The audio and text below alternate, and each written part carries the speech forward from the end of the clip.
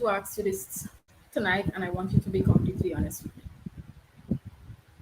Are you really okay? And I want to follow up with, do you really had a good day today?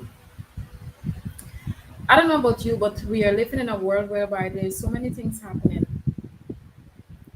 and it seems almost impossible for persons to really feel good, be good, feel excited, be happy. But nevertheless, I do hope that after tonight, each one of you, if you're feeling down, you're feeling out, you will be revived. So I'm Shibiki Vivers, and welcome to Issues in Focus, yet another live edition. And I am here live. I'm going to see the comments and I'm going to respond to you. And for those of you who are viewing right now, don't forget you can share the link, um, whether it be on your Facebook page, whether it's the YouTube link you have, whatever it is that you have. Don't forget to share it. It will be one that will be able to touch the heart and life of someone. So tonight we're dealing with the topic feeling the pressure. And I know all of you at one point in your life or another, you would have feel the pressure in something. And with all the economic turmoil and everything that is happening, I know many of you are feeling afflicted and affected. And we hope that tonight things will be better after it. And so I'm going to pray for those who are viewing. Let us pray. Father God, we are so thankful for yet another evening. I pray that, Lord, that your Holy Spirit will be with me in a special way as I go through tonight's episode of Feeling the Pressure. May individuals be touched, may hearts be changed, and may person be more revived. I pray in Jesus' name. Amen. All right, so the thing about it, uh, as we continue to navigate life, life will be messed up. No matter how you run, how you twist, things will not necessarily change. But what is important is how you react to what is happening. And so last week we looked at teen depression. I wanted to tame it down a bit this week, but there was a very catching headline that I found very intriguing rather. And because of that, I decided to say, hey, you know what? Let me zero in on one of those side effects, I should say, of depression. And tonight we're going to be talking about a topic that is familiar, but yet still, I think we have not really recognized the magnitude of it, and we wouldn't recognize the magnitude of it until it affects somebody who is closer to us. And then it's when we realize that, hey, I wish I could have done something. I wish I did something. And so we'll be talking a bit. I'll be doing some video reviews and all of that, and we'll be talking a bit on suicide and helping someone, because you don't know the amount of persons right now. It is estimated that more persons think about suicide more than ever. And as we continue to feel the pressure around the world, I got curious and I went on YouTube and I was asking myself the question. I wonder if there is any video on YouTube that tells us how to commit suicide. Yeah, let that sink in for a while. So I thought about it, not because I plan to do it or I want to do it, but the thought just ran through my mind. And when I checked, I came across a pretty interesting video with with a caption that, like, I was like, oh really? Like, how? Like, why do they even have this here? And is how to commit suicide without having an agonizing death. And so I just want to share that with you this evening. And we're just going to talk a bit about some of the issues, some of the pressure that people are facing around, and how perhaps each one of us, we can do our part to help them. And so here comes the video. For the moment you've been waiting for.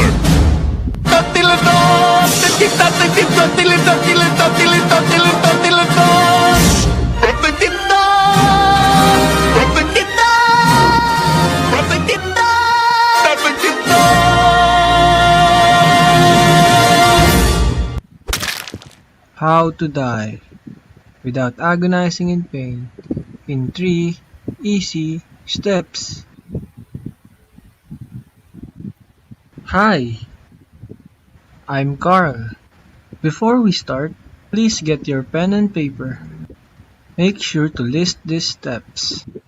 Step number 1.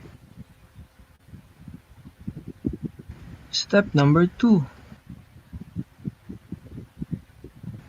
And last but not the least, step number 3.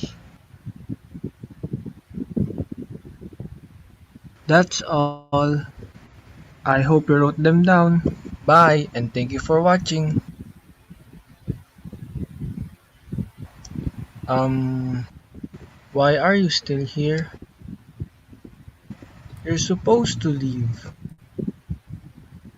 So, you really did wanted to die. Are you alright? I don't know you and you don't know me as well.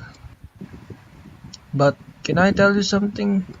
Don't do that ever again. Your existence is very important. I'm here to support you. If you need someone, I'll always be by your side. I love you and take care always. Bye. All right, good. As simple as that video may be, I mean, it has a caption that is that totally contradicts the content of it. You know how to die without having an agonizing death. And one of the things I've discovered from that little video, it had over 1 million views, over 1 million views, and about 20,000 plus comments. And I was asking myself the question, is it that people clicked on it because of the caption, like how I clicked on it because of curiosity? Or is it that people clicked on it because they really wanted to die? And I mean, somebody might be looking and say, "Oh, I don't want to listen to this tonight because it's like this is information that I know already." But the reality out there, we have some monsters who are creating videos that your children are looking at, like some TikTok videos and all of those things on how to die and how to commit suicide. And as parents, it's so important that we keep an eye out on our children, especially our young ones, because the reality is that they are going through a whole lot of stuff. They're feeling the pressure. So when you as a mother, I see you, Dr. Shaw, I see you, Sister Yvette Price. So when you as a mother or as a father, and you're thinking that, hey, my child is gonna be okay. They're just going through their maybe their body changes. Oh, they're just a regular teenager experiencing life, and that's why they're sad, and that's why they're depressed, and that's why they're down. But little do we know that many of them, they contemplate suicide because, and then moreover, the devices are there to basically help them. So while you are busy experiencing some of those world issues going on, whether it be mental health, we have insecurity, COVID-19. Well, it's kind of over, I should say, but yet so there is even future pandemic preparation and response. So you asking the question, what will be next? And healthcare issues, mental health issues, and of course we know more and more everybody. Well, all of these organizations keep advocating for rights. So we have children's rights. So even as parents, you cannot tell your children X, Y, or Z. No, in some countries, they are basically in control of you. So imagine they having to deal with all of those issues around, and you as adults have to deal with them. And then you're sitting here and you're wondering, like, how did my child do that? Like, how did they even reach to that point? And when I think about the high level of unemployment rate, even around our world, there is much that people are basically suffering from. And it brings me to an interesting caption that I see. I guess it will not be the first, and certainly it won't be the last. But when we have big companies like Amazon and all of those places downsizing workers by the thousands, and then you're asking yourself the question, like, if they are downsizing workers by the thousands, what will happen to those young individuals who are working? What will happen to those mothers and fathers whose income mainly depend on that? And so you're wondering, why is it that the rates of suicide is it's not getting higher? It will be higher. And so I wanted, this was an interesting newscast. Of course, it was featured by World is One News. But I know many of you, you are, sometimes we can be so much in our corner that we don't even really know what's going on. And that is why from time to time on this program, we'll be doing some reviews about what is really happening in our world, because after all, the program is issues in focus. And so while, yes, we'll be doing some of our usual panel discussion type, where we have our interviews on pertinent issues that are not being addressed. And by the way, two of which I will have to deal with is homosexuality in the context of having somebody who was there and they're able to tell their story, and also I really want us to underscore marital rape. But those are discussions that will be coming up. But in the meantime, I want us to really and truly keep abreast of what is happening around our world, so that we don't get too dumbfounded when we hear some of these reports, or we hear stories like a mother who will take her child in front of a train and allow it to kill them because of the economic situations that they're going through. And so here is this news. I'm not going to play the beginning of it, because I'm just going to play portion of it. In corporate and technology. In corporate and technology jobs starting as soon as this week. That's according to a report from the New York Times on Monday, citing people with knowledge of the matter. The cuts will focus on Amazon's devices unit, which houses voice assistant Alexa, as well as its retail division and human resources, according to the report, which also said the total number of layoffs remains fluid. The company did not immediately respond to a Reuters request for comment. As of December 31st last year, Amazon had more than 1.6 million full-time and part-time employees, and had recently said it would freeze hiring to its corporate workforce for the next few months. The news comes just weeks after Amazon warned of a slowdown in growth for the busy holiday season when it generates the highest sales, saying consumers and businesses had less money to spend due to rising prices. Amazon is the latest tech giant to make deep cuts to its employee base to brace for a potential economic downturn. Last week, Facebook parent Meta Platforms said it would cut more than 11,000 jobs, or 13% of its workforce, to rein in costs. The week before that, Elon Musk's Twitter cut half of its workforce. Others include Microsoft, Snap, and ride-hailing firm Lyft. Shares of Amazon have lost about 40% of their value so far this year, amid a broader tech sell-off.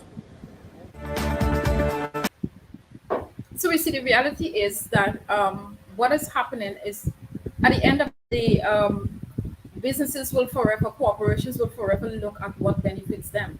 And so it's nothing about what you have done in the past and how much you would have contributed. And very soon we will find that, some of us are fortunate to be in a job, but then there will be people who will continue to experience these side effects. So when you think that, okay, the pandemic was bad enough, 2 years off, some persons who were under lockdown and all of those things, and you think that's bad. And when you look at, I think we are kind of back to normal, but then again, to have a message of your organization that your service is no longer required, it's no wonder why persons will basically go to the next best option that they think to give a permanent, as they say, suicide is a solution to a permanent solution to a temporary matter, right? And so you'll find that that would be the end of things. Hi, Rose Petal Nicholas. I'm happy to see you this evening. And so more and more folks, I want to encourage us to look out for our brothers, look out for our sisters. And the world has gotten too selfish. We have gotten too selfish. And it's like, gone are those days where you used to visit your relatives and visit your friends and do real checkup. But technology has taken over so much that nobody gets time about that. Nobody cares about that anymore. And so because of that, more and more we find that even though the world is now open, people are still under isolation in their heads. And so you find that, I don't have to check anybody.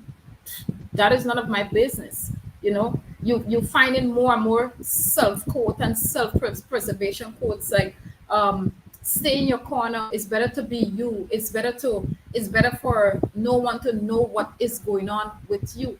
And because of that selfish ideology that we are basically faced with right now, you find that, because I'm supposed to stay in my head, because whatever I'm going through, I'm supposed to keep it with me all the time. You find that more and more people dying because the reality is, as humans, our socialization skill, we were not meant to be in isolation. And this here talking about physical isolation. I am talking here about not having people around in our circle, about not communicating, about not sharing, about not being expressive. God has not created us to be that type of individual. And when we when we look at our friends and when we look at our loved ones' homes, we should ask ourselves the question: are they really okay? What can I do to help them to be okay, to be better, right? And even after this broadcast, I'll be very happy if some of you can honestly check in on those individuals who haven't checked in for a while.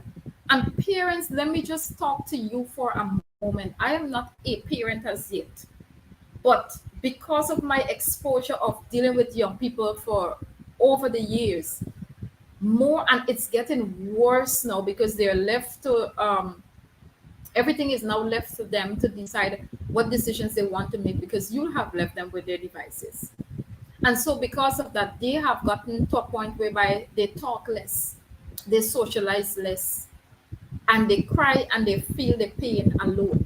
And so sometimes when a young person is going through something and you ask them the question, what's happening? Mommy knows about it, daddy knows about it. They will always respond and say, no, they don't know. And sad to say, the other follow up from they don't know is, mommy don't get time. Mommy doesn't have any time with me.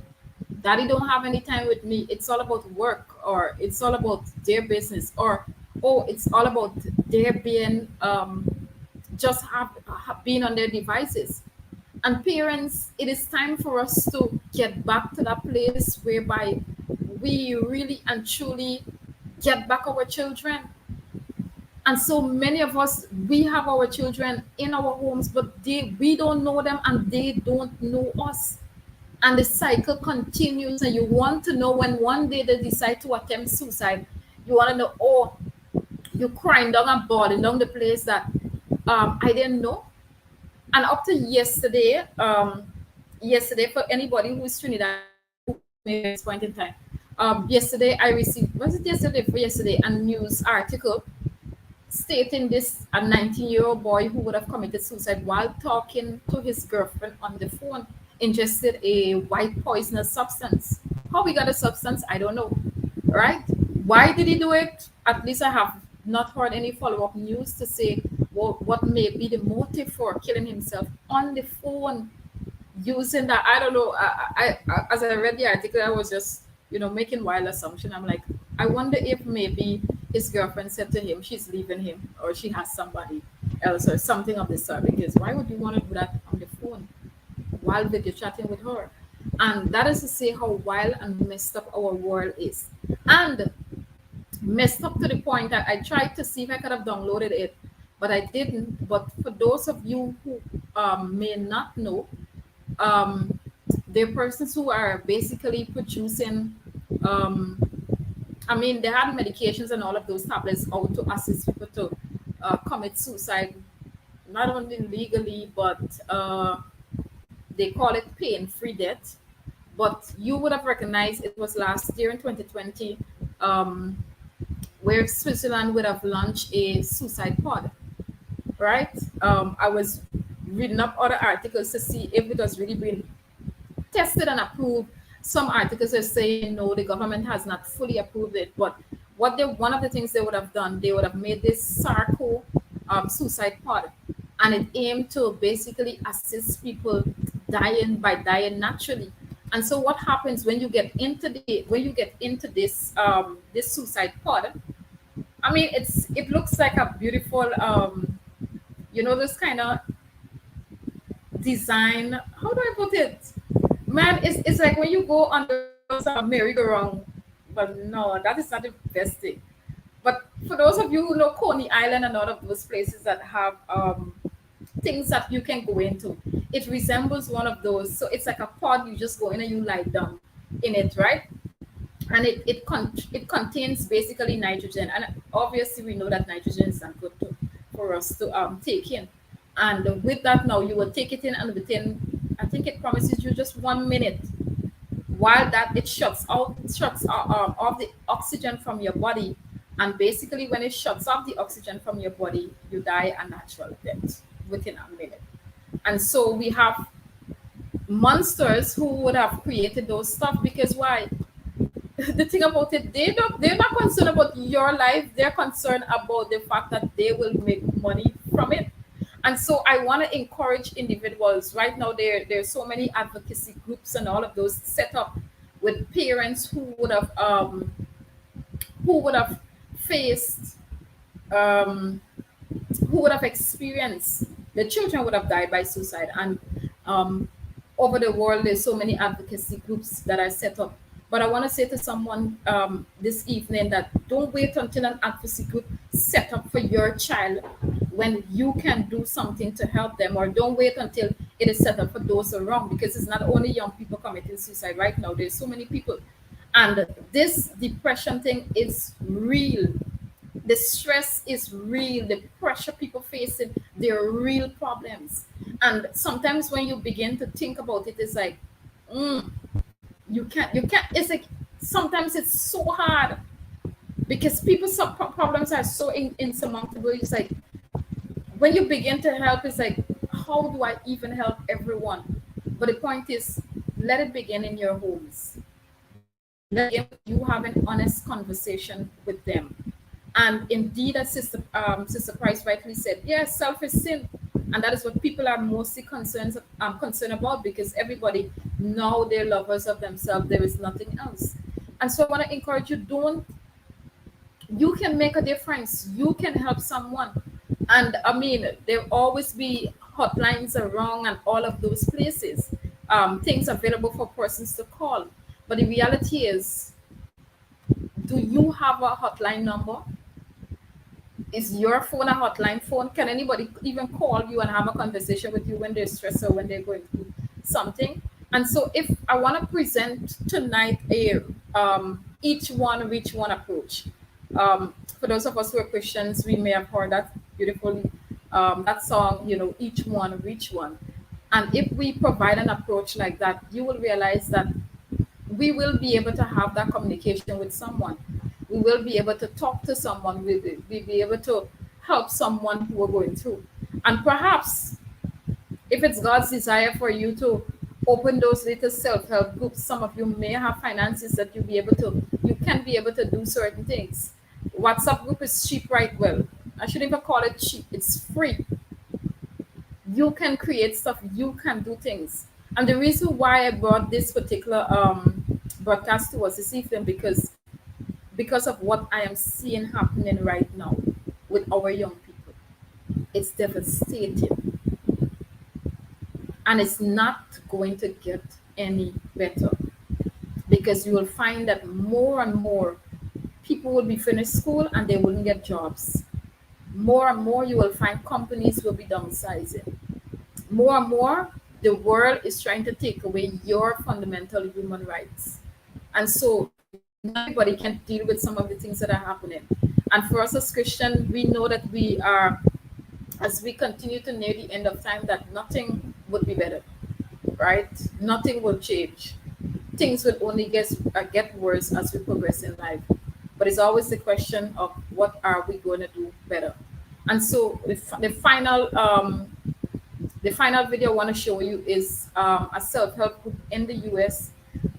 These ladies came together, I should say parents came together, and they formed a group after they basically they have experienced death in their family as a result of suicide. And so I just want to play that final video as we wrap up here on the program here. I like how Dr. Shaw rightly said that there's the goodness of God. Prayer makes a difference in our situations. And we can pray. And that's the beauty of the Christian hope, that in spite of what is going on, we can still pray, we can still ask God. So pay attention to this final video. Thomas, the youngest, finds herself in a place Kids ages 10 to 14. Yeah, so heartbreaking. I spoke with local psychiatrists who say they're worried about the way things are trending, and surviving parents who hope that you will hear their message tonight. This is my beautiful son, Carl. Sherry Anwala Love that one. finds herself in a place she never thought she'd be, I know the depression started in 2007. helping run a support group of parents Oh, he didn't even tell us. who have lost children to suicide. He loved life, and just the fact that he lost the will to live is very difficult to comprehend. Her son Carl took his life in 2006. It's not his fault. He didn't do it because he was not mean, selfish. He was a good kid. And she's not alone in her grief. This is the last photo of the five of us together. Michelle Cleveland lives it every day. You can see how happy everybody was. Everybody's smiling. And then the next day, Thomas, the youngest son, took his life. Thomas was just 18. He had been bullied forever because he was such a sweet kid. Less than a month later, struck with grief, her 27-year-old son Nicholas took his life too. The boys chose to put a period on the sentence. The American Academy of Child and Adolescent Psychiatry recommends communities have 47 youth psychiatrists per 100,000 children. Georgia only has 8. 123 counties in the state don't have a single one. By 2021, we saw about a 60% increase in youth suicides. Georgia actually was one of 5 states where the suicide rate was increasing. Dr. David Purcell is one of 55 adolescent psychiatrists in Fulton County. I probably see 400 or 500 a month. I get several calls a day for folks looking to get in to get treatment. Are you able to accommodate them, or are you having to turn people away at this point? Unfortunately, I've had to close the new patients. And the need is ever growing. The number of high school students who seriously considered suicide jumped by 35% between 2009 and 2019, according to the U.S. Surgeon General. I have definitely seen an increase in depression and anxiety over the last couple of years. Dr. Purcell says it's critical for parents to pay close attention to changes in their children. Are they becoming more isolated, more withdrawn? Are they having behavioral changes? These things can all raise red flags. In the meantime, Sherry and Michelle's suicide loss group, Coming SOS, is tragically growing. More people. But they'll keep showing up, steadfast in the belief that their stories You can never be the same. might resonate. You can't go back and change, but maybe you can do it for somebody else. And might I think he's proud of me. give you hope, whoever and wherever you are. Continue your story. As hard as it is right now, reach out to somebody, and you'll make it. And some disturbing insight into this issue tonight from Atlanta. So let's make a difference today. And if 35% of young people thought about high school students thought about committing suicide, that's a very, very high number.